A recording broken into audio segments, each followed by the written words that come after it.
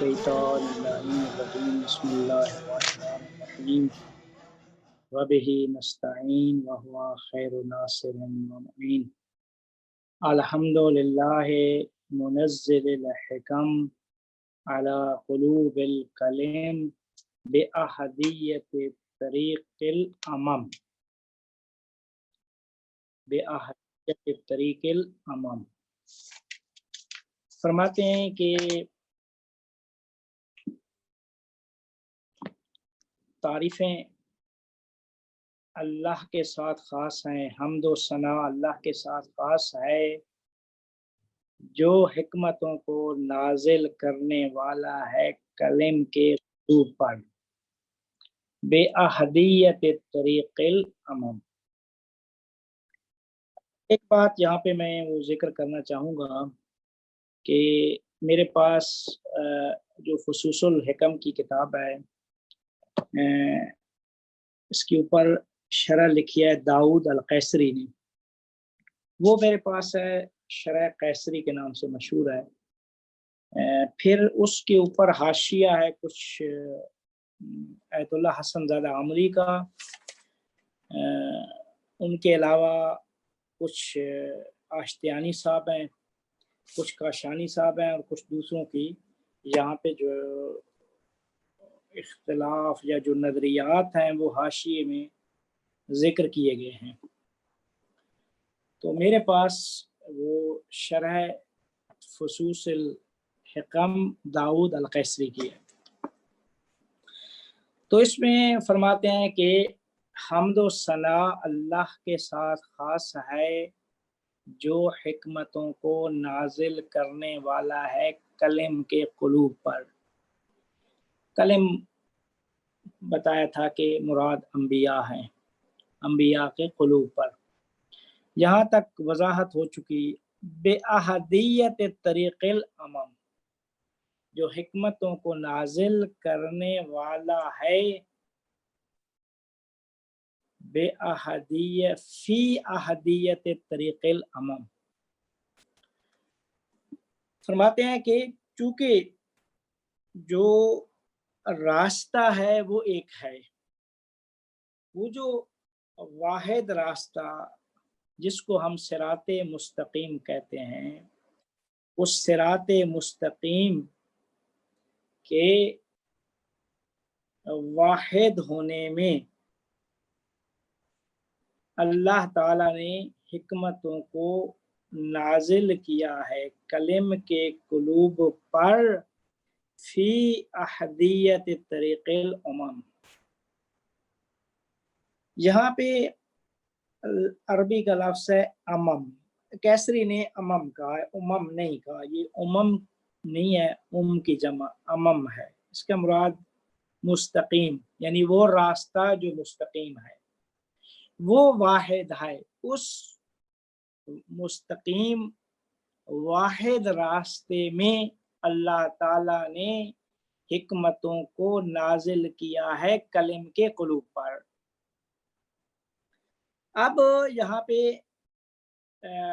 ایک بات ذکر کرنا چاہوں گا، وہ یہ ہے کہ قرآن میں جہاں پہ اہدنا الصراط المستقیم، صراط کی جمع نہیں آئی قرآن میں، کہ صراط مستقیم وہ ایک ہے، واحد ہے۔ صراط مستقیم کے علاوہ اللہ تعالیٰ نے راستے ذکر کیے ہیں، ان کو عربی میں قرآنی آیات میں سبیل اور سبل کے نام سے یاد کیا ہے۔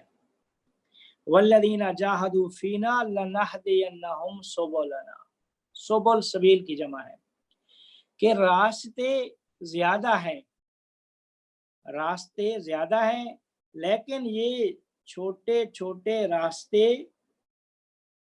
یہ جس بڑے راستے پہ جا کر منتہی پہنچتے ہیں وہ راستہ واحد ہے، وہ راستہ واحد ہے۔ اس وجہ سے صراط المستقیم کہا گیا ہے۔ صراط مستقیم بڑی شاہراہ کو صراط کہتے ہیں عربی میں، جو بڑی شاہراہ، مثال دوں جیسے موٹر وے ہے، اسلام آباد سے लाहौर तक मोटरवे है।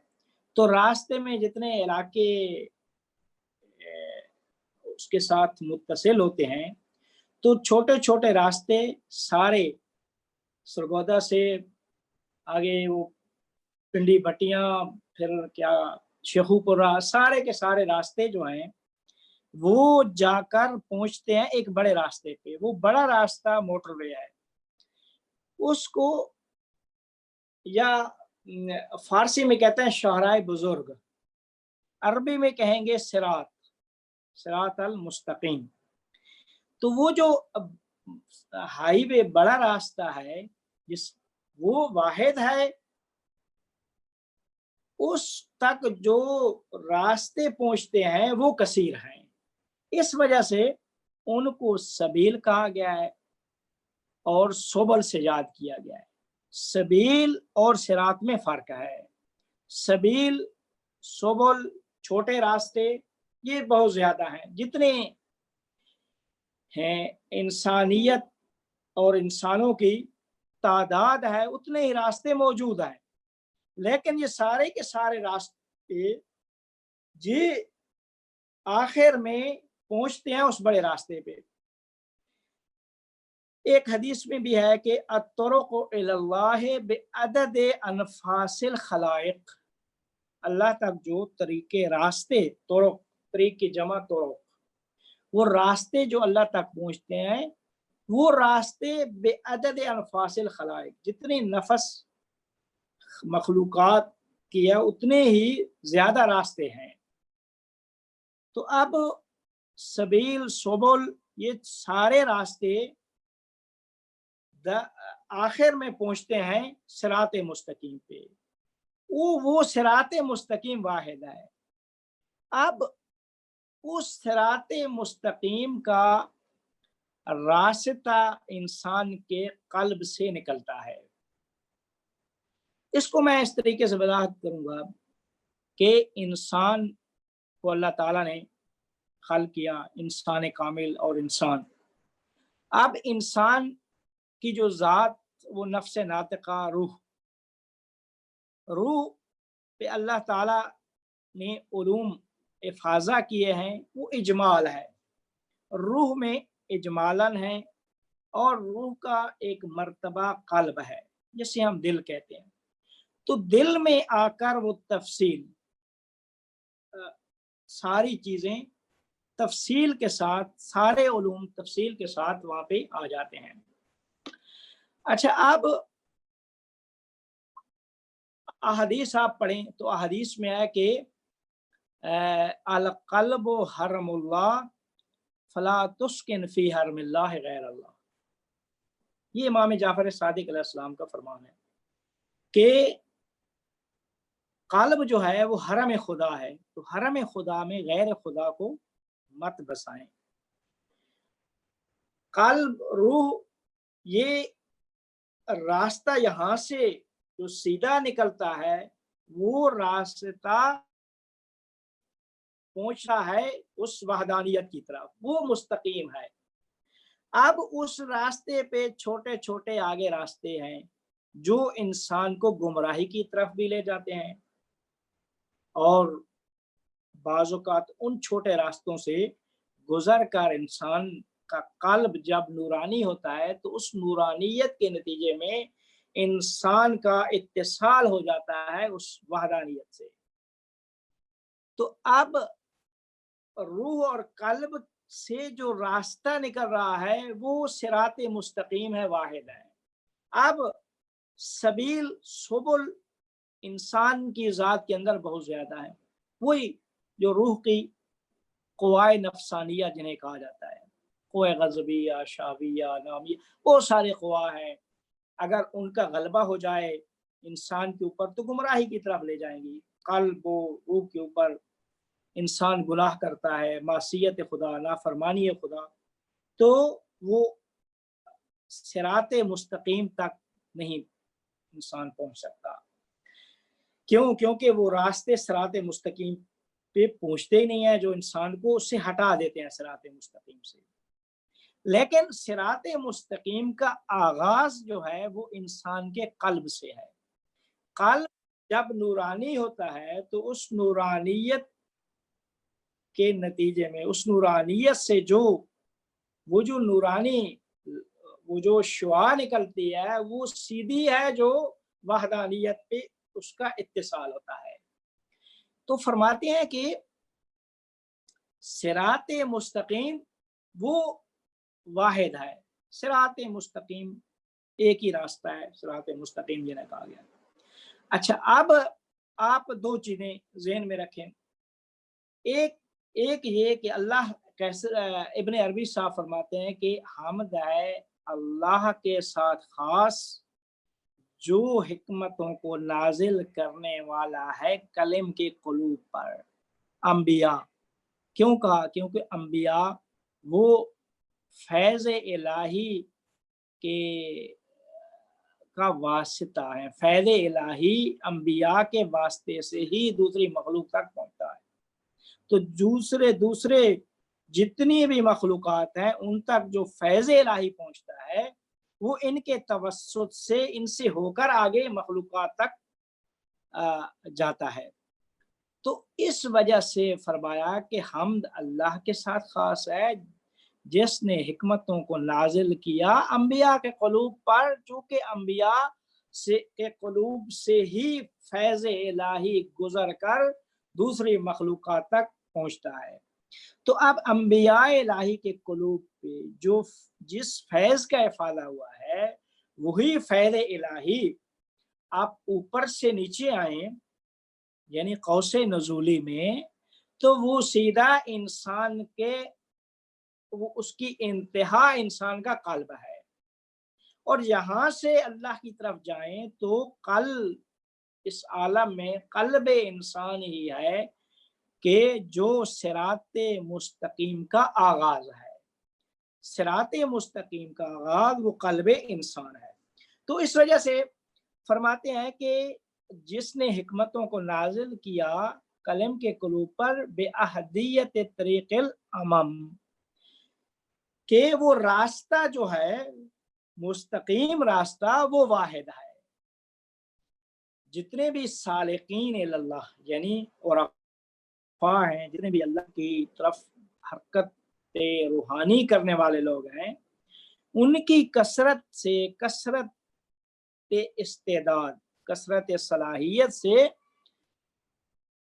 کثرت سالکین سے وہ جو راستے ہیں وہ بھی کثیر ہو جاتے ہیں۔ اس وجہ سے آپ قرآن میں اللہ تعالیٰ نے بہت جگہ پہ فرمایا ما من دابۃ الا هو آخذۃ بناصیتہا ان ربی علی صراط مستقیم، اللہ جو ہے وہ صراط مستقیم پر ہے۔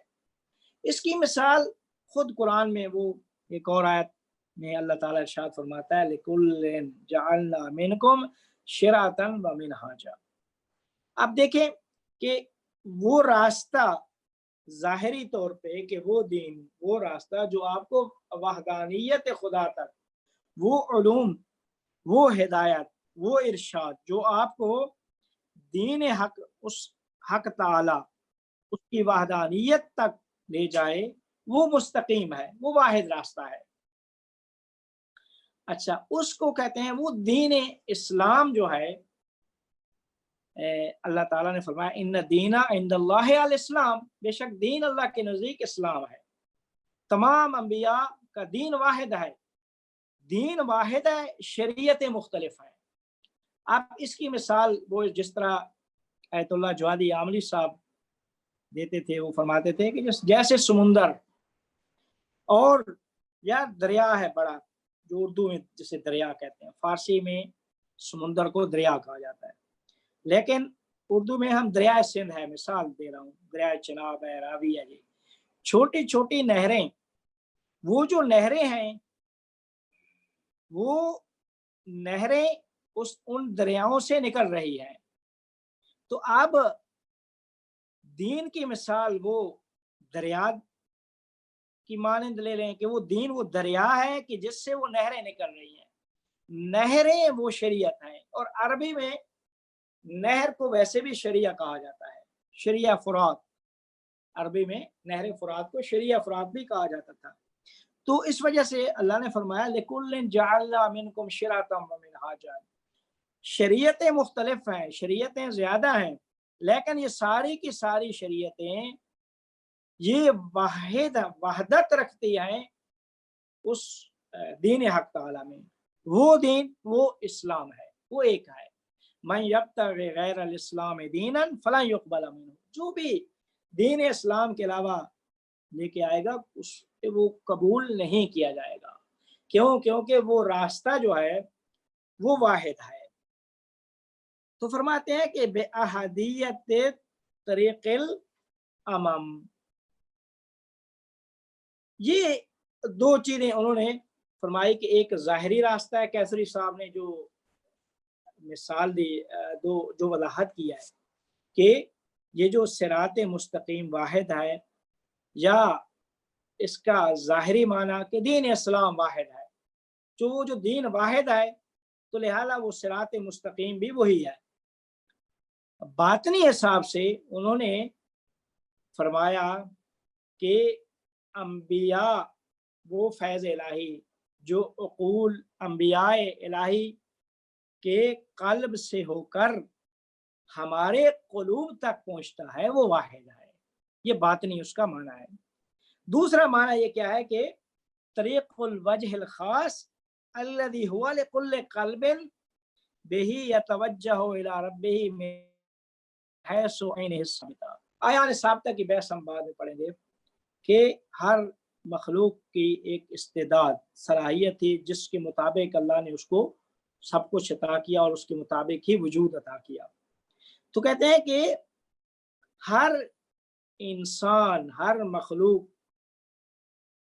جو اپنے قلب سے جو اس کی توجہ خاص اللہ کی طرف ہوتی ہے، اپنی عین ثابت یعنی جو اپنی صلاحیت استعداد کے مطابق جتنی اس کی توجہ اللہ کی طرف ہوتی ہے، یہ ہر قلب کا اپنی عین ثابت کے اعتبار سے اللہ کی تعالیٰ کی طرف متوجہ ہو جانا ہی یہ وہی راستہ ہے کہ جسے ابن عربی نے واحد کہا ہے کہ یہ جو قلب سے راستہ جاتا ہے یہ واحد ہے. یہ سیدھا اس کا آغاز قلب ہے اور سیدھا اس رب تعالیٰ تک اس کی انتہا ہے. اس کے متعلق البتہ حدیثیں بھی جو معید کے طور پہ لے کے آتے ہیں. حدثنی قلبی عن ربی، میرے دل نے میرے رب کے بارے میں کیا ہے وہ گفتگو کیا. تو یہ بھی وہی دل، یعنی وہ میری عین ثابت کے مطابق ہی میں اپنی استعداد کے مطابق ہی میرا قلب متوجہ ہوگا حق تعالیٰ کی طرف. تو یہ ایک بات. اب آگے فرماتے ہیں من المقام الاقدم، یہ ابن عربی کی عبارت ہے. مقام اقدم سے، اقدم قدیم کی اس میں تفضیل ہے، یعنی جو قدیمی تر، پہلا تر، یعنی سب سے پہلا راستہ جو ہے، سب سے پہلا مقام. یعنی پیچھے عبارت اس طرح ہے کہ الحمدللہ منزل الحکم علی قلوب القلم بأہدیت طریق الامم من المقام الاقدم، کہ حمد ہے، حمد و ثنا ہے اللہ کے ساتھ خاص ہے جو حکمتوں کو نازل کرنے والا ہے انبیاء کے قلوب پر، وہ راستہ جو واحد ہے اس میں من المقام الاقدم، وہ سب سے اولی جو مقام ہے وہاں سے، وہ سب سے اولی مقام سے حکمتوں کو نازل کرنے والا ہے. وہ اولی مقام کیا ہے وہ میں نے البتہ بعد میں آ کے بھی اس کی ہم وضاحت، کیونکہ اس دن بھی تھوڑا سا میں نے اصطلاحات پیش کر دی تھی، لیکن اس کی وضاحت انشاءاللہ آگے چل کے ہوگی کہ اللہ تعالیٰ کی ایک ذات ہے، ذات کے کچھ تعینات، ایک جب تعینات میں آتی ہے خاص ہونا شروع ہوتی ہے تو پہلا مرتبہ جس سے خاص ہوتی ہے اس کو مرتبہ احدیت کہتے ہیں، مقام احدیت. مقام احدیت کے بعد دوسرا مقام ہے مقام واحدیت. بتایا تھا کہ پہلا مرتبہ ذات حق تعالیٰ کا وہ احدیت ہے، احدیت کے بعد واحدیت ہے۔ تو کہتے ہیں کہ یہ ساری حکمتیں اللہ نے جو نازل کی ہیں کلم کے قلوب پر، یہ من المقام الاقدم، یہ اس مرتبہ احدیت سے ہیں، یہ اشارہ اس مرتبہ احدیت کی طرف ہے، وہ مرتبہ احدیت جو کہ منبع ہے، سرچشمہ ہے فیض الہی کا، جو آیان پر، مقام واحدیت میں آیان پر جتنی بھی اسماء الہیہ کی آیان ہیں ان کے اوپر جتنا بھی فیض ہوتا ہے، اس فیض حق تعالی کا سرچشمہ وہ مرتبہ احدیت ہے۔ آگے فرماتے ہیں کہ وَإِنِ اخْتَلَفَتِ الْمِلَلُ وَالنِّحَلُ لِاخْتِلَافِ الْأُمَمِ، اگرچہ ملل دین مختلف ہیں، دین کثیر ہیں،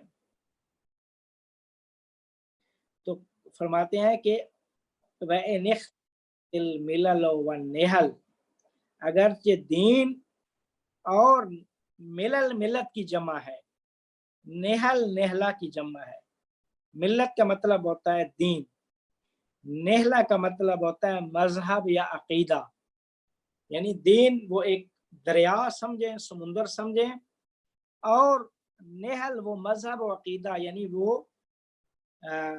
نہر سمجھیں۔ لاختلاف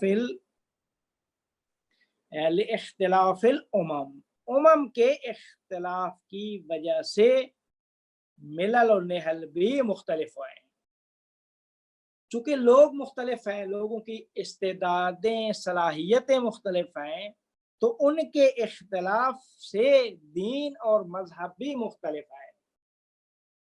یہ اصل میں کیسری صاحب، یہ ایک ابن عربی صاحب، یہ ایک اعتراض، اس کے جواب یہاں پہ ذکر کر رہے ہیں، اعتراض یہاں پہ محذوف ہے، اس اعتراض کا جواب اس عبارت میں دے رہے ہیں۔ اس کو کیسری صاحب اس طرح فرماتے ہیں کہ کسی نے آ کے اعتراض کیا کہ جب آپ فرما رہے ہیں کہ انبیاء کے قلوب پر حکمتوں کو نازل کرنے والا راستہ صراط واحد ہے، جب یہ واحد ہے تو فلما اختلفت ادیانہم، ان کے ادیان پھر کیوں مختلف ہیں، ادیان پھر کیوں مختلف ہیں؟ تو ان اس اعتراض کا جواب ابن عربی اس طرح دیتے ہیں کہ اس وجہ سے ملل و نہل مختلف اور متعدد ہیں لاختلاف الامم، کیونکہ امم کی جو استعداد ہے، صلاحیتیں ہیں، وہ صلاحیتیں مختلف ہیں۔ ہر انسان کی استعداد وہ ایک خاص استعداد ہے، اس کی اپنے، ہر انسان کی اپنی عین ثابت ہے، جزئی کی اپنی ہے، کلی کی اپنی ہے، میری عین ثابت استعداد علیحدہ ہے، آپ کی علیحدہ ہے، تیسرے کی علیحدہ ہے، چوتھے کی علیحدہ ہے۔ اچھا، پھر ہر عصر، ہر زمانہ، ہر زمانے کی جو استعداد صلاحیت تھی وہ مختلف تھی، تو جس زمانے میں لوگوں کی استعداد ایک خاص قسم کی استعداد تھی، تو اس خاص قسم کی استعداد کو مد نظر رکھ کر اللہ نے ایک شریعت بھیجی تھی۔ اچھا، پھر 100 سال بعد وہ لوگ جو 100 سال بعد آئے، وہ ان سے چونکہ ان کی استعداد مختلف تھی، تو لہٰذا جو شریعت ان کے لیے آئی وہ شریعت بھی مختلف تھی۔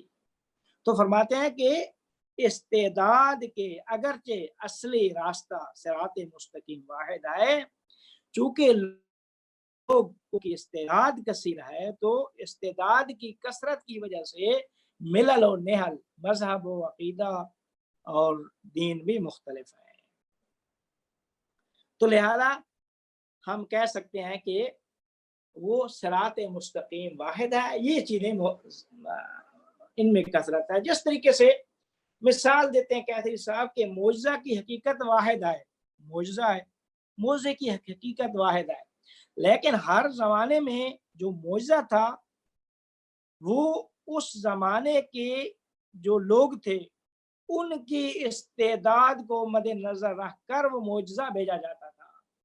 حضرت عیسیٰ کے زمانے میں وہ برس و جلام والوں کو شفا ایک معجزہ تھا، تو اللہ تعالیٰ نے حضرت عیسیٰ علیہ السلام کو وہ معجزہ عطا کیا۔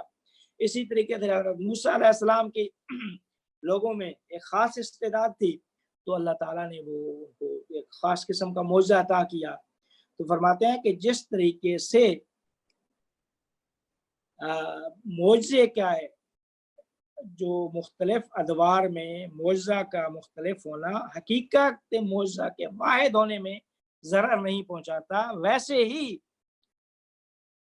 ویسے ہی ان راستوں کے یا مذہب و عقیدہ کے کثرت جو ہے وہ صراط مستقیم کی وحدت کو ضرر نہیں پہنچاتی۔ اس کے بعد جب یہ بات کر لیتے ہیں ابن عربی صاحب تو فرماتے ہیں وصلی اللہ علی ممد الحمم، درود و سلام ہو، اللہ کا رحمت ہو۔ جب اللہ تعالیٰ صلاۃ کو اپنے ساتھ خاص کرتا ہے تو مراد رحمت ہوتی ہے۔ کہتے ہیں وصلی اللہ علی ممد الحمم، درود و رحمت ہو ہمتوں کے مددگار پر، ممد الحمم ہمتوں کے مددگار پر درود و سلام ہو۔ اب ہمتوں کے مددگار، یہ جو رحمت اور صلاۃ ہے یہ متعلق ہوئی ہے قلب نبی اور روح نبی سے۔ کیوں؟ کیونکہ قلب نبی کا قلب جو ہے وہ تجلیات اللہ تعالیٰ کی جو ذاتی تجلی ہے ان کا اعلیٰ مرتبہ وہ قلب نبی ہے۔ اعلیٰ مرتبہ اول ما خلق اللہ نوری، سب سے پہلے اللہ نے میری حقیقت کو خلق کیا، پیغمبر فرماتے ہیں۔ تو لہٰذا چونکہ سب سے اعلیٰ مرتبہ ہے اس اللہ کی تجلیات کا، تو اس وجہ سے حمد و ثنا، اللہ کی حمد و ثنا کے بعد وہی ذات مستحق ہے کہ اس کے اوپر اللہ کی رحمت تو اسی شخصیت کے اوپر رحمت کی مستحق وہی شخصیت ہے۔ کیوں؟ کیونکہ سب سے اعلیٰ مرتبہ اسی ذات کا ہے، اسی سے ہی وہی انسان کامل ہے، اور وہی انسان کامل ہی اس اسم جامع الہی یعنی اللہ جو ہے وہ تمام اسماء الہیہ کا جامع اسم ہے، تو اس کا مظہر کامل، اس کی عین ثابت وہ حقیقت محمدیہ ہے۔ تو جب اس اللہ کی عین ثابت حقیقت محمدیہ ہے تو اللہ کی حمد و ثنا کے بعد وہی حقیقت محمدیہ مستحق ہے کہ اللہ کی رحمت اسی کے ساتھ ہی متعلق ہو۔ تو اس وجہ سے اللہ نے قرآن میں فرمایا ان اللہ و ملائکتہ یصلون علی النبی، رحمت درود بھیجتے ہیں نبی پر۔ اللہ کہا، نہیں فرمایا ان الرحمن والرحیم، رحمان و رحیم درود بھیجتے ہیں نبی پر۔ کیوں نہیں کہا؟ کیونکہ نبی ایک انسان کامل ہے، مظہر کامل ہے۔ دوسرے اسماء وہ جامع اسماء نہیں ہے، رحمان جامع اسم نہیں ہے، اگرچہ رحمان بہت وسیع اسم ہے، رحیم اس کی محدودیت دائرہ کم ہے رحیم کا رحمان سے، لیکن ان سے بڑا دائرہ جو ہے، ان سے بڑا اسم و اللہ ہے۔ اس وجہ سے اللہ فرماتا ہے بسم اللہ الرحمن الرحیم، شروع کرتا ہوں اسم اللہ سے جو رحمان بھی ہے رحیم بھی ہے۔ اللہ سب سے بڑا اسم، اللہ کے بعد رحمان بڑا اسم، رحمان کے بعد پھر رحیم کا آغاز ہوا ہے۔ تو نبی پہ چونکہ درود اللہ فرمایا، ان اللہ نہیں فرمایا رحمان رحیم علیم خبیر۔ کیوں؟ کیونکہ وہ جتنے بھی اسماء الہی ہیں وہ سارے کے سارے جامع اسماء نہیں ہیں، اس میں جامع چونکہ اللہ ہے تو حقیقت محمدیہ وہ اس میں جامع اللہ کی مظہر کامل ہے، تو لہذا یہ وہی اسم اس کے اوپر درود و سلام بھیج سکتا ہے۔ رحمان اور رحیم کے ساتھ اللہ نے یہ بات خاص نہیں کی۔ فرمایا کہ وما ارسلناک الا رحمۃ للعالمین، تو فرمایا کہ درود ہو صلی اللہ علی ممد الہمم، ہمتوں کے مددگار۔ ہمت کا مطلب ہوتا ہے قصد، ہمت قصد کرنا، کسی شے کی طرف قصد کرنا، کسی شے کا۔ قرآن میں ہے نا، عربی میں کہتے ہیں ہما بکذا، اس نے اس طرح قصد کیا۔ یا قرآن میں ہے نا حضرت یوسف اور حضرت زلیخا کا جو واقعہ ہے، اس میں فرمایا وَلَقَدْ هَمَّتْ بِهِ وَهَمَّ بِهَا، زلیخا نے یوسف کا قصد کیا اور یوسف نے زلیخا کی طرف قصد کیا، یعنی مائل ہوئے۔ تو فرمایا لولا ان رأى برہان ربہ، اگر برہان خدا، رویت جو تھی یوسف نے وہ رویت نہ کی ہوتی، رویت جو ہے تو وہ بھی مائل ہو جاتا، وہ اس کی طرف مائل ہو گئی تھی، اس کی طرف مائل ہو جاتا۔ کیوں مائل ہو جاتا؟ کہ وہ انسان کا جو یہ نشہ ملکیہ، مرتبہ نشہ عالم حس، عالم مادہ، جس عالم میں ہم رہ رہے ہیں، اس کی خصوصیت ہی یہی ہے کہ اس کے اندر یہ ساری چیز ہے، تو اس مرتبے کے اعتبار سے یوسف بھی مائل ہو جاتا۔ لیکن چونکہ یوسف نے وہ برہان خدا کو رویت کیا ہوا تھا، تو رویت کے نتیجے میں وہ ایک اعلیٰ مرتبے پہ فائز تھا، تو اس وجہ سے یوسف نے یہ چیز کی طرف مائل نہ ہوا۔ تو فرمایا کہ وصلی اللہ علی ممد الہمم، ہمتوں کے مددگار پر رحمت ہو اللہ کی، من خزائن الجود والکرم، جود و کرم کے خزائن سے، ہمتوں کے مددگار پر درود و سلام ہو خزائن جود و کرم سے۔ اب خزائن، خزینہ، کسی چیز کا ذخیرہ، خزینہ۔ اب خزائن الہیہ استعمال ہوتا ہے عرفاء کی اصطلاح میں، تو کہتے ہیں خزائن وہ حقائق الہیہ ہیں۔ خزائن یعنی حقائق الہیہ، وہ حقائق الہیہ کیا ہیں؟ وہ اسماء و صفات الہیہ ہیں۔ من خلائن الجود والکرم، خلائن یعنی وہ اسماء و صفات الہیہ، الجود والکرم، خلائن کو نسبت دیا ہے جود و کرم کی طرف، یعنی من خلائن جود ہی و کرم ہی، اللہ کے جود و کرم کے خلائن سے درود رحمت ہو ہمتوں کے مددگار پر۔ البتہ جود و کرم ایک اصطلاح ہے، ہم بھی میرے خیال میں اردو میں بھی اصطلاح استعمال ہوتی ہے، فارسی میں بھی، کہ جود و کرم عموماً مترادف اس کو لیا جاتا ہے، لیکن جود و کرم میں کیسری نے ایک فرق بیان کیا ہے کہ جود و کرم میں فرق یہ ہے کہ جود جواد کی صفت ذاتی ہے، ذاتی صفت، جواد جو سخی ہوتا ہے، عطا کرنے والا، جود کا مطلب بھی یہ سخاوت، وہ عطا کرنا۔ تو کہتے ہیں کہ جود جواد کی صفت ذاتی ہے۔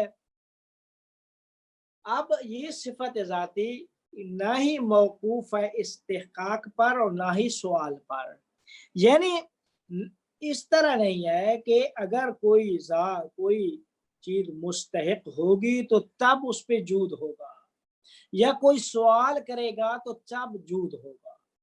جود سوال اور استحقاق پر موقوف نہیں ہے، جود استحقاق اور سوال پر موقوف نہیں ہے، یعنی جود میں یہ نہیں ہوتا کہ کوئی، آپ دیکھیں کہ کوئی مستحق ہے تو تب عطا کرے، یا کوئی سوال کرے تو تب عطا کرے، یہ بات جود میں نہیں ہے۔ لیکن کرم میں یہ بات ہے کہ کرم اس وقت ہوتا ہے کہ جب کوئی مخلوق مستحق ہوتی ہے یا کوئی سوال کرتا ہے تو اللہ کا کرم ہوا. کہتے ہیں نا کہ اللہ کے کرم سے یہ ہوا. اللہ کے کرم کا مطلب یہ ہوتا ہے کہ یا میں مستحق کرم تھا، مستحق تھا تو اللہ نے کرم کیا، یا مراد یہ ہوتی ہے کہ میں نے سوال کیا تھا، درخواست کی تھی، دعا کی تھی، تو اس دعا کی وجہ سے میرے اوپر کرم ہوا اللہ تعالیٰ کا. تو فرماتے ہیں کہ خزائن اللہ کے ساتھ خاص ہیں. تو کیوں فرمایا کہ درود و سلام ہو ہمتوں کے مددگار پر. ہمتوں کے مددگار پیغمبر اکرم صلی اللہ علیہ وآلہ وسلم کیوں ہے؟ کیونکہ وہ خلیفہ خدا ہیں اور تصرف جو کائنات میں ہے وہ اس خلیفہ خدا کا ہے. خزائن وہ اللہ کے خزائن اسماء و صفات الہیہ ہیں، وہ اللہ کے خزائن ہیں. ان خزائن میں تصرف جو ہے وہ نبی کر سکتا ہے. تو خزائن میں تصرف کر کے ہمتوں کی مدد کرنے والا وہ پیغمبر اکرم صلی اللہ علیہ وسلم ہے. تو بات یہاں پہ یہ ہو گئی کہ ہمتوں کے مددگار نبی اکرم صلی اللہ علیہ وسلم پر درود ہو. کیوں نبی کا نام لیا، کیوں فرمایا؟ اس وجہ سے کہ وہ خلیفہ خدا ہیں. حقائق خزائن الہیہ وہ اللہ کے ساتھ خاص ہیں. وہ اسماء و صفات الہیہ وہ اللہ کی اسماء ہیں، صفات الہیہ ہیں، لیکن ان میں تصرف وہ خلیفہ کا حق ہے. خلیفۃ اللہ ہی ہے جو اسماء اور صفات میں تصرف کر سکتا ہے. تو اسماء اور صفات میں وہ تصرف کر کے وہ بلند ہمتوں کی مدد کر سکتا ہے. تو لہذا فرمایا کہ ہمتوں کے مددگار پر درود و سلام ہو. ہمتوں کے مددگار کا اصطلاحی مطلب کیا ہے؟ یہ تو لغوی مطلب تھا. اصطلاح میں اور افاقی اصطلاح میں فرماتے ہیں کہ قلب کا اپنی تمام روحانی قوتوں سے حق تعالی کی طرف متوجہ ہو جانا یہ ہمت کہلاتا ہے. تو اس ہمت کی جو مددگار ہیں وہ پیغمبر ہیں. بات واضح ہو گئی کہ انسان کی جو قلب ہے اپنے قلب کی تمام قوت سے حق تعالی کی طرف متوجہ ہو جانے کا نام ہمت ہے. تو فرماتے ہیں کہ اس ہمت کے مددگار پیغمبر اکرم صلی اللہ علیہ وسلم ہے. کیونکہ وہ خلیفۃ اللہ ہے اور اللہ کے اسماء و صفات الہیہ میں تصرف کا حق بھی انہیں ہی حاصل ہے. تو اب یہاں پہ ایک اور بات بھی واضح ہو جاتی ہے کہ آپ روحانی اگر انسان سلوک الہی، روحانیت، عرفانی منازل، روحانی منازل کو طے کرنا چاہتا ہے تو اس میں انسان کو اس پیغمبر اکرم صلی اللہ علیہ وسلم کی ذات سے مدد لینی چاہیے، مدد لینے کی درخواست کرنی چاہیے، سوال کرنا چاہیے. بالقیل الاقوام، قیل الاقوام یعنی سب سے سچی گفتار والا نبی.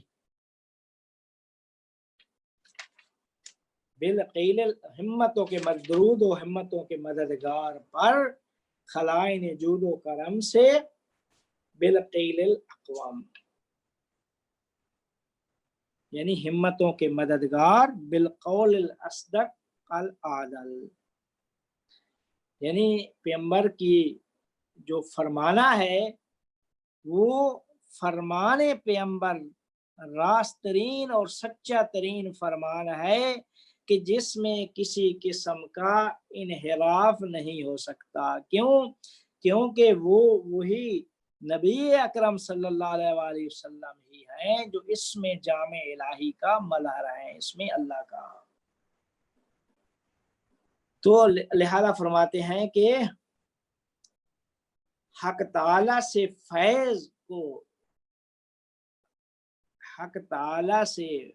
فیض پہنچتا ہے پیغمبر پر، اور پیغمبر سے ہی فیض کو افاضہ کیا جاتا ہے مختلف استعداد اور صلاحیتوں کے مطابق جو ہمتیں ہیں ان کو مد نظر رکھ کر فیض الہی پیغمبر سے ہی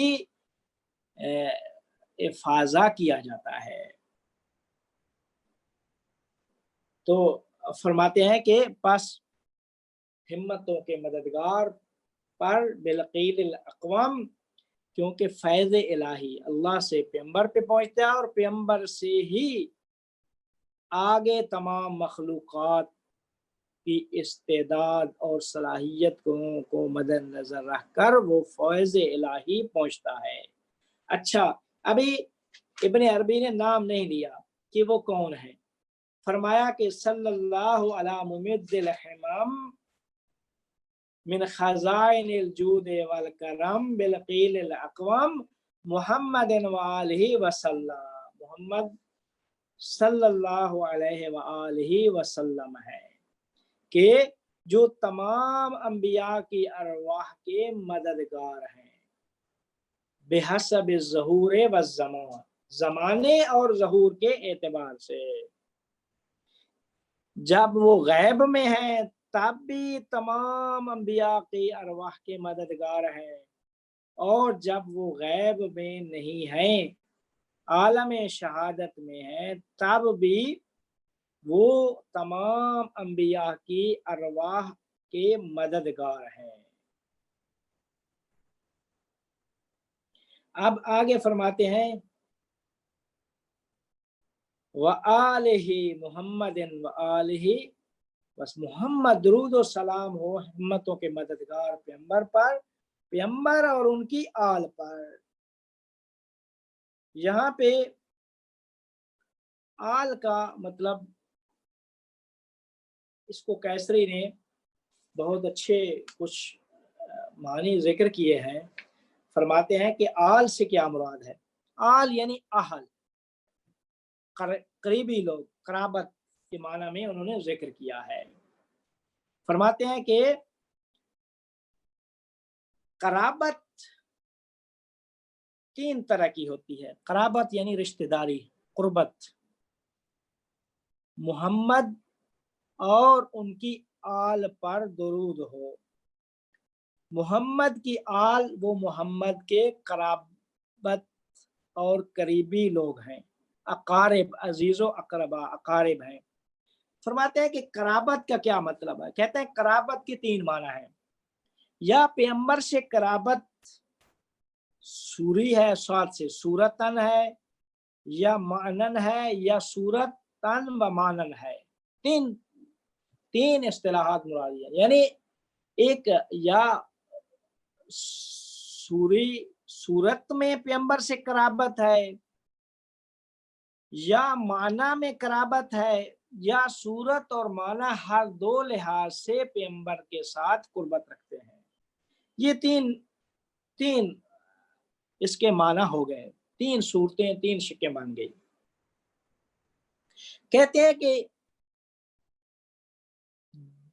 جو پیغمبر سے صورت اور معنی دونوں کے اعتبار سے قرابت رکھتا ہے وہی خلیفہ اور امام ہے، خلیفہ اور امام ہے، اور قائم مقام وہی ہے، چاہے وہ فرماتے ہیں کہ اولیاء میں سے ہو، چاہے جو بھی اس کو آپ مراد لیں، پچھلے نبی کی آل بھی لیں تو مراد وہی ان کے قرابت دار سے مراد یعنی وہی ان کے خلیفہ اور ان کے جو قائم مقام ہیں۔ تو بس پہلا پہلی صورت یہ ہو گئی کہ پیغمبر سے یا قربت صورت اور معنی دونوں میں ہے، اگر دونوں میں ہے تو وہی لوگ، وہی آل پیغمبر کی، وہ خلیفہ پیغمبر ہے اور امام ہے جو قائم مقام ہے، اور جس کی نسبت پیغمبر سے فقط معنی کے اعتبار سے ہو، جیسے باقی اولیاء الہی ہیں، جیسے مومن آل فرعون، قرآن میں مومن آل فرعون۔ البتہ بعض جگہ پہ ابن عباس سے روایت ہے کہ واہ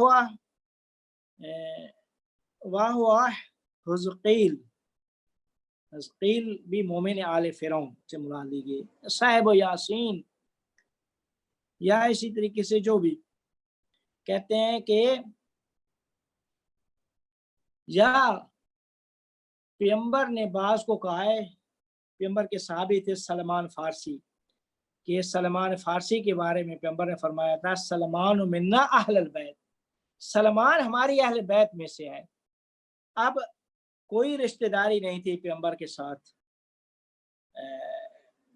سلمان کی، سلمان ایک فارس کا رہنے والا فارسی تھا، پیغمبر عربی تھے، اچھا کسی قسم کی رشتہ داری نہیں تھی، لیکن سلمان نے اتنی اتباع کی پیغمبر کی اور اتنے اعمال انجام دیے کہ پیغمبر کو خود فرمانا پڑ گیا سلمان منا اہل البیت، سلمان ہماری اہل البیت میں سے ہے۔ تو سلمان کی قرابت جو پیغمبر سے تھی وہ قرابت معنوی تھی، معنی کے اعتبار سے قرابت تھی۔ تو کہتا ہے کہ معنی کے اعتبار سے قرابت کی مثالیں جیسے سلمان، مومن آل فرعون، دوسرے لوگ۔ اچھا، تیسری قسم کی قرابت صورت میں ہے۔ اب کہتے ہیں کہ جو قرابت پیغمبر سے صورت میں ہے اس کی دو قسمیں ہیں، یا بحسب طینت ہی، وہ مٹی کے اعتبار سے ہے کہ ان کی خون ایک ہے، یعنی رشتہ داری ہے، ان کی اولاد میں سے ہے، جیسے کہ سادات و شرفا، سادات سید جتنے بھی ہیں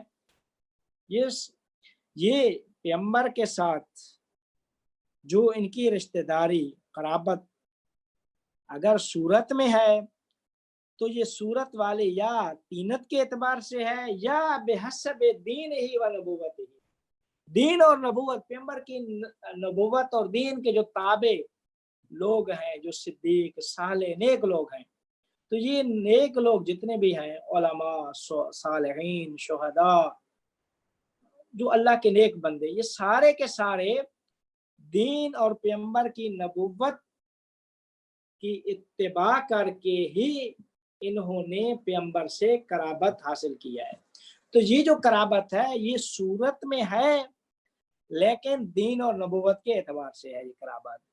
تو جو سادات کی قرابت ہو گئی پیغمبر سے وہ طینت کے اعتبار سے ہے کہ یہ ہماری طینت سے ان کو خلق کیا گیا، ہماری مٹی، طینت یعنی مٹی سے، انہی کی پیغمبر کی مٹی سے یہ لوگ خلق ہوئے ہیں، یعنی اسی پیغمبر کی اولاد میں سے ہے۔ اب یہاں پہ جب درود و سلام بھیج دیے، ابن عربی نے فرمایا کہ اللہ حمد و ثنا اللہ جامع جمیع اسما، محمد پر درود ہو کہ محمد صلی اللہ علیہ وآلہ وسلم وہ اس میں جامع الہی کی حقیقت عین ثابت، جو یہی حقیقت محمدیہ ہے، تو اسی سے ہی فیض الہی آگے مخلوق تک پہنچتا ہے۔ تو اب یہی وہ ذات ہستی ہے جو اللہ کی صلوات کی مستحق ہے۔ پھر محمد اور ان کی آل پہ درود بھیج کے آگے فرمایا اما بعد، اس کے بعد اب اس پہ بتا رہے ہیں، ابن عربی نے بھی وہی ترتیب مدے خطبے نے بیان کی جیسے مقررین پڑھتے ہیں، وہ ممبر پہ ممبری حضرات خطیب لوگ کہ الحمدللہ رب العالمین وصلی اللہ علی محمد وآلہ اما بعد، درود و سلام بھیج کے کہتے ہیں اب اما بعد سے مطلب یہ ہے کہ میں اب جو کہنا چاہ رہا ہوں اس کی میں وضاحت کر دوں۔ اب درود و سلام کے بعد اب یہاں پہ ابن عربی بیان کرنا چاہ رہے ہیں کہ یہ کتاب میں نے مجھے کہاں سے حاصل ہوئی. اس کتاب کو لکھنے کا، ظاہر کرنے کا جو وجہ ہے وہ بیان کر رہے ہیں. فرماتے ہیں کہ ایک بات یاد رکھیں کہ اولیاء الہی امناء اللہ، اللہ کے امین ہیں. اللہ کے جو اسرار الہی ہیں، اسرار الہیہ کے امین وہ اولیاء الہیہ ہیں. تو اب اولیاء الہیہ چونکہ امین ہے تو امین کا کام یہ ہوتا ہے کہ وہ اسرار الہی کی حفاظت کرے. حفاظت کرنے کا مطلب یہ ہوتا ہے کہ غیروں کی، دوسروں کی، اغیار کی دسترس، اغیار اس کتاب میں کچھ رد و بدل، زیادتی، کمی زیادتی نہ کر سکیں. تو فرماتے ہیں کہ اولیاء الہی امین ہیں. امین جو ہوتا ہے وہ اسرار الہی کی حفاظت کرتا ہے، اور ہم چونکہ اولیاء الہی ہیں تو لہذا اللہ کے اسرار الہیہ کے امین ہیں. تو آپ فرماتے ہیں کہ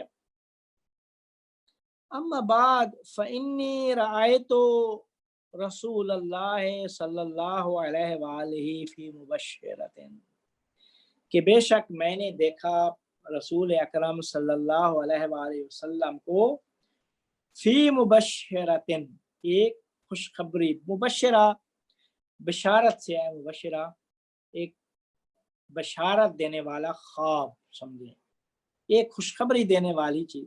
ابھی یہاں پہ انہوں نے کہا کہ میں نے ایک خوشخبری میں، ایک بشارت میں پیغمبر کو دیکھا. اب اس کے بارے میں پھر فرمایا اریتھا فی الاشر الاخر من المحرم، محرم کا جو آخری اشرا ہے نا، محرم کا جو آخری اشرا ہے اس میں مجھے دکھایا گیا اس مبشرہ کو. سنتا 27 و 600، یعنی 627 ہجری کی بات کر رہے ہیں. 627 ہجری کا محرم کا آخری جو عشرہ تھا اس میں مجھے اس مبشرہ کو دکھایا گیا. اب یہ فرمایا کہ میں نے رسول اللہ کو دیکھا. اب یہ رویت، اب یہاں پہ بحث میں پڑ گئے شارحین کہ ابن عربی نے پیغمبر کو کیسے دیکھا، بالبصیرہ دیکھا یا بالبصر دیکھا، کہ آنکھوں سے دیکھا، اپنی آنکھ سے دیکھا، ظاہری آنکھ سے، یا سے دیکھا، دل کی آنکھ سے. تو فرماتے ہیں کہ اس کے متعلق فرماتے ہیں کہ چونکہ جتنے بھی کامل لوگ ہوتے ہیں وہ تمام عوالم میں ان کا ظہور ہوتا ہے. چونکہ پیغمبر انسان کامل ہیں تو انسان کامل کی ذات چونکہ وہ ایک حقیقت ہے کہ جس کا ظہور تمام عوالم ہستی میں ہوا ہے.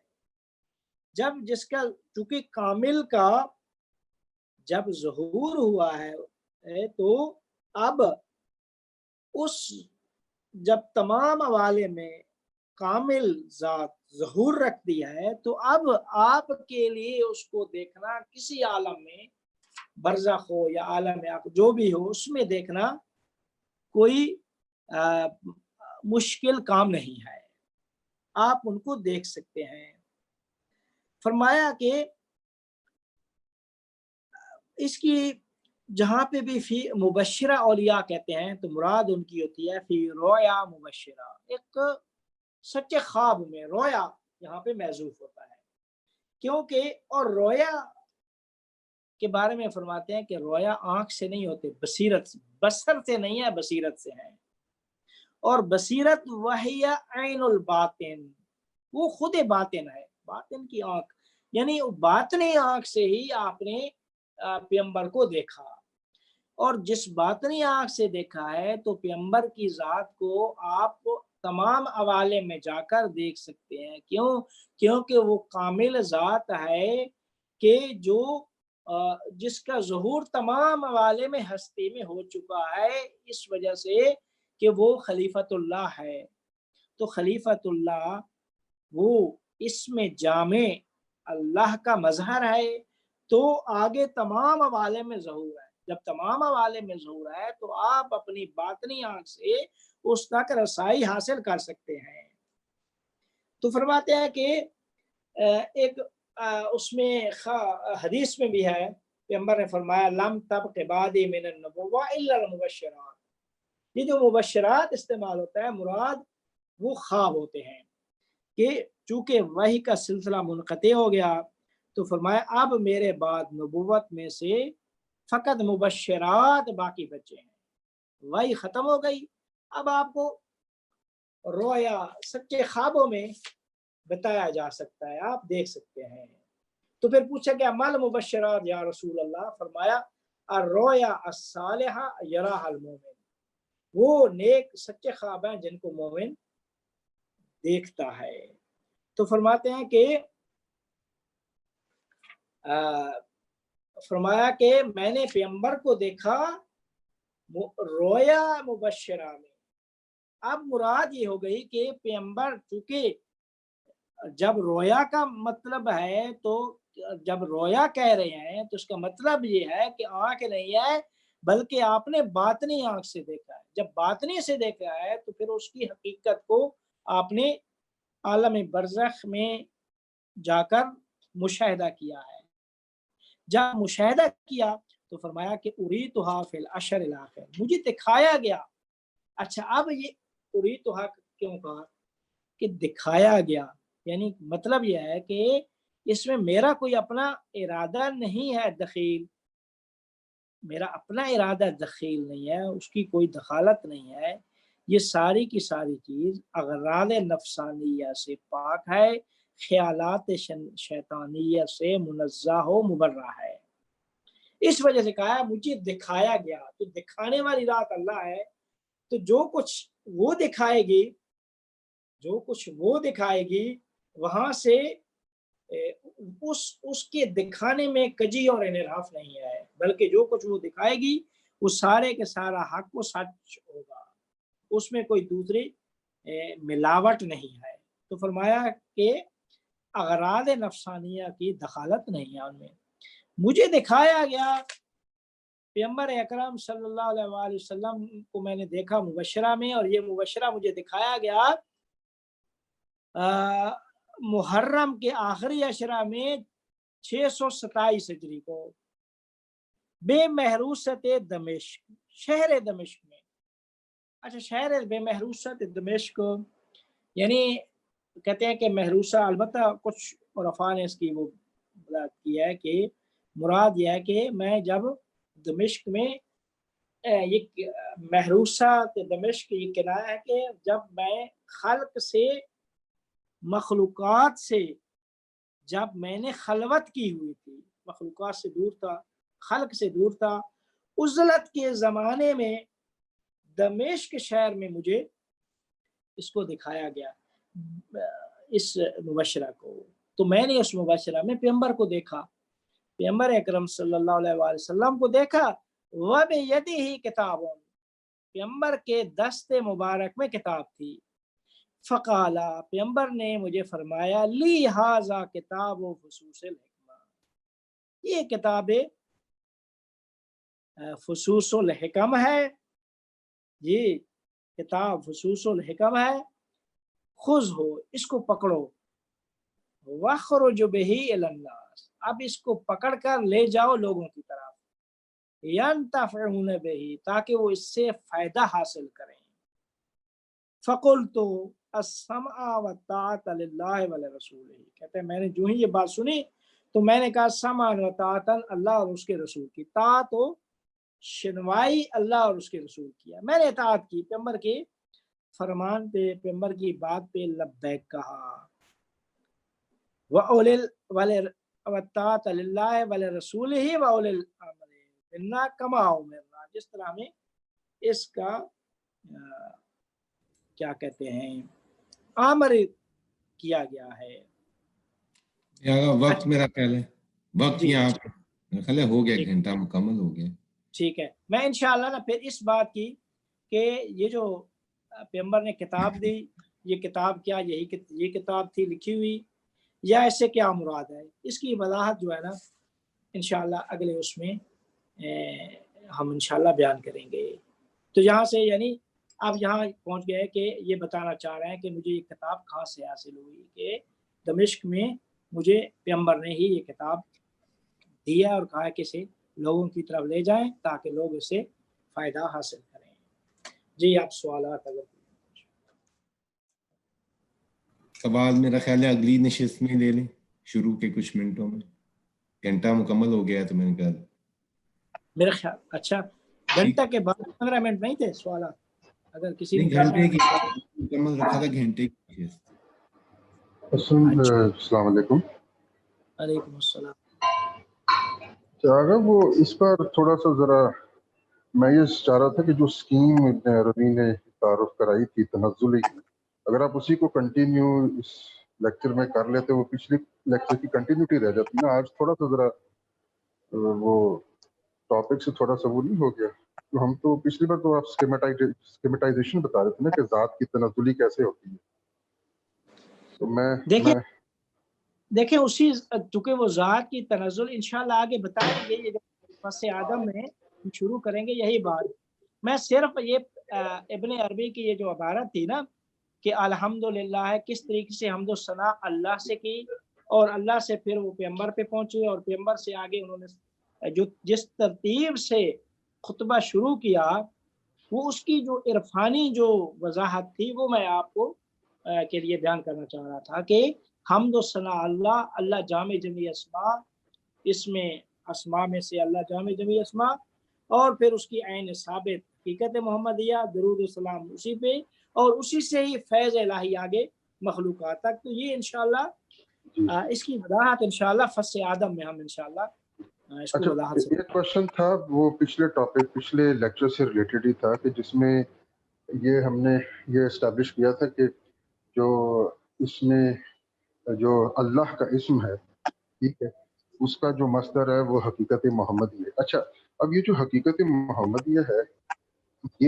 یہ منسوب اس کو آپ ایک فرد کے ساتھ کر سکتے ہیں یا ایک زیادہ افراد کے ساتھ اس کو منسوب کر سکتے ہیں؟ کچھ لوگ یہ کہتے ہیں حقیقت محمدیہ کو آپ سے رسول اکرم کے ساتھ منسوب کر سکتے ہیں، یا کہ نہیں ہر انسان کامل جو ہے اس کے ساتھ اس کو منسوب کر سکتے ہیں حقیقت محمدیہ کو.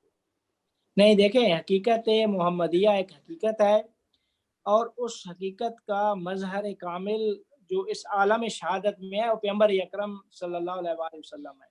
اس وجہ سے نبوت ان پہ پہنچ پہ ختم ہو گئی. جو دوسرے انبیاء ہیں اس حقیقت وہ بھی اسی حقیقت میں ہے، لیکن یہ ہے کہ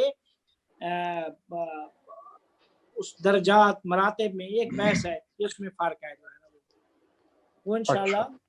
جی، لیکن اس حقیقت جو ہے حقیقت محمدیہ، وہ جو ایک حقیقت ہے، اس حقیقت کے جو یہ جہاں اس عالم ملک عالم شہادت میں جو ذات کامل طور پہ ہر حوالے سے حقیقت پوری حقیقت محمدیہ کی کا جو بطور کامل ظہور جس ذات میں ہوا ہے، جس شخصیت میں، وہ یہی پیغمبر اکرم صلی اللہ علیہ وآلہ وسلم تھے کہ جو جن کی ولادت مکہ میں ہوئی تھی. اگر اصل میں یہ جو بھی آپ نے بات کی ہے نا کہ اگر دو انسان اس میں اللہ کا مظہر ہو مثال کے طور پہ، تو اب اگر دونوں انسان اس میں اللہ کا مظہر ہے تو اب ان دونوں میں جو ڈفرنس ہوگا، اگر آپ ان دونوں میں ڈفرنس کریٹ کریں، ایک کو کہیں کہ وہ افضل ہے اور ایک کو کہیں وہ کمتر ہے، تو میرے حساب سے یہ ڈفرنس جو ہے اتنا سگنیفیکنٹ نہیں ہوگا. مطلب یہ difference spiritual point of view سے اتنا سگنیفیکنٹ نہیں ہوگا. صرف ایک یہ بات ہوگی کہ مثال کے طور پہ جس کو افضل آپ کہہ رہے ہیں اس میں سے لیٹ سے زیادہ پاسبلٹیز مینیفیسٹ ہو رہی ہوں گی مثال کے طور پہ، یا اس کو زندگی میں ایسا موقع ملا ہوگا کہ وہ ویرائٹی آف پاسبلٹیز کو مینیفیسٹ کر سکے جو اس میں اللہ کے اندر چھپی ہوئی ہے.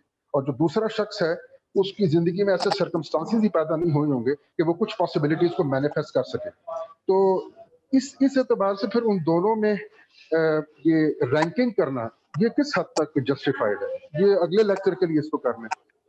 ٹھیک ہے، میں انشاءاللہ اس کو یعنی ایک اچھے طریقے سے اس کی وضاحت کریں گے انشاءاللہ. یہ بات یہ ساری باتیں جو بھی سوالات آپ کے ذہن میں آ رہے ہیں نا انشاءاللہ یہ آگے ہم ساری یہی باتیں ہیں جو ہے نا یہ اگلا میرے خیال میں 1-2 لیکچر میں یہ ختم ہو جائے گا مقدمہ فصل آدم میں بڑی زبردست قسم کی. کیونکہ دیکھیں نا مثلا ایک شخص ہے جس میں شجاعت کی کیپیبلٹی ہے لیکن اس کو زندگی میں ایسا موقع ہی نہیں ملا کہ وہ شجاعت کو فعلی مرتبہ میں ظاہر کر سکے. تو اس کا مطلب یہ تھوڑی کہ اس میں شجاعت کی کوالٹی نہیں. تو اس طرح کے جو ڈفرنس میں آپ کو انشاءاللہ آپ کو اس کا آگے بڑا اچھی وضاحت کروں گا. آپ عامر صاحب سے رابطہ کر لیجیے گا. آپ پوچھ لیں ایک سوال اور جو طلبت مریم صاحبہ ہیں ان سے لے لیں. سر میرا کوشچن یہ ہے کہ آپ نے یہ کہا کہ ہمتوں کی مدد کرنے والی ذات نبی صلی اللہ علیہ وسلم کی ہے جو اسماء اللہ کے پہ تصرف کر کے پھر مدد کرتی ہیں. تو یہ تصرف کی تھوڑی سی اگر آپ تفصیل بتا دیں کہ اس کا کیا مطلب ہے اسماء اللہ کا تصرف کرنا. میں آپ کو مثال دیتا ہوں آپ کو تصرف دیکھیں. اللہ کے خزائن جو ہیں خزینے خلائن وہ اسماء اور صفات الہیہ ہیں. اب ان صفات الہیہ میں تصرف کرنا اسماء میں تصرف کرنا. میں مثال دیتا ہوں جیسے ایک کمرہ ہے کمرے میں بہت ساری چیزیں پڑی ہیں مثلا جو ہے نا وہ 10-20 فروٹ پڑے ہیں. مثال دے رہا ہوں میں آ کے ایک اٹھا کے کھا جاؤں دوسرے کو نہ کھاؤں. میں ایک اٹھا کے ایک کو دے دوں دوسرے کو اٹھا کے دوسرے میں دے دوں تیسرے کو تیسرے میں دے دوں جو ہے نا وہ. تو یہ ہے تصرف. اس کو کہتے ہیں تصرف کرنا. اب خزائن الہیہ اس کے اسماء اور صفات ہیں. اسماء و صفات ان ہر اسم کی عین ثابت ہے. تو اس عین ثابت کے مددگار جو ہیں یعنی عین ثابت مراد استعداد صلاحیت ان کے مددگار و پیغمبر کی اکرم صلی اللہ علیہ وسلم کی ذات ہے. کیوں؟ کیونکہ قلب جب تمام قوا سے حق تعالیٰ کی طرف متوجہ ہوتا ہے قصد کرتا ہے تو قصد جب کرتا ہے تو رسول اکرم سے ہی ہو کر وہاں تک پہنچتا ہے. کیوں؟ کیونکہ درمیان میں وہ حقیقت محمدیہ نبی اکرم صلی اللہ علیہ وسلم یہ ہے کہ جو اس فیض الہیہ پیغمبر سے ہو کر آگے مخلوقات تک پہنچتا ہے. آگے تمام قلوب انسانی تک اسی سے ہی پہنچتا ہے.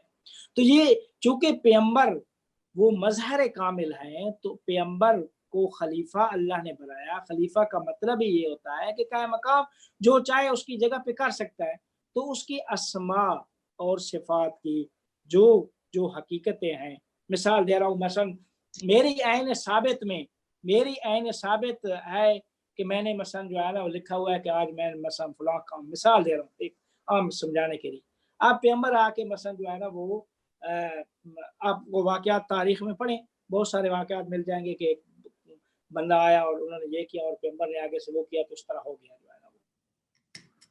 تو یہ کیوں؟ کیونکہ وہ ان کی استعداد جو ہے صلاحیت عین ثابت پہ پیغمبر اکرم صلی اللہ علیہ وسلم کو تصرف کا حق حاصل ہے کہ خلیفۃ اللہ ہے. جی سر بہت شکریہ. کنٹینیو کرنا چاہتے ہیں دیکھیں ویسے 15-20 منٹ سوال کے رکھنے چاہیے جو ہے نا وہ. ہاں پھر ٹائم اس طرح مینیج کر لینا کہ جی ٹائم اس طرح منٹ میں چھوڑ لیں یا اس کے بعد کنٹینیو کریں. جو کنٹینیو کرنا چاہتے ہیں کریں لیکن نشست گھنٹے میں ختم کر لیں. پھر جو سوال پوچھنا چاہتے ہیں وہ رکے رہیں. یہ بھی ہو سکتا ہے لنک کو بھی. بہت عمدہ وضاحت کر رہے ہیں ماشاء اللہ. اللہ آپ کو سلامت رکھے اور علم میں اضافہ کرے انشاءاللہ تعالی. بہت اچھا بیان. آپ کو بہت سلامت رکھے. ایک ایک جملہ آپ کا ماشاء اللہ علم سے بھرا ہوا. ماشاء اللہ. دعاؤں میں یاد رکھیے گا انشاءاللہ.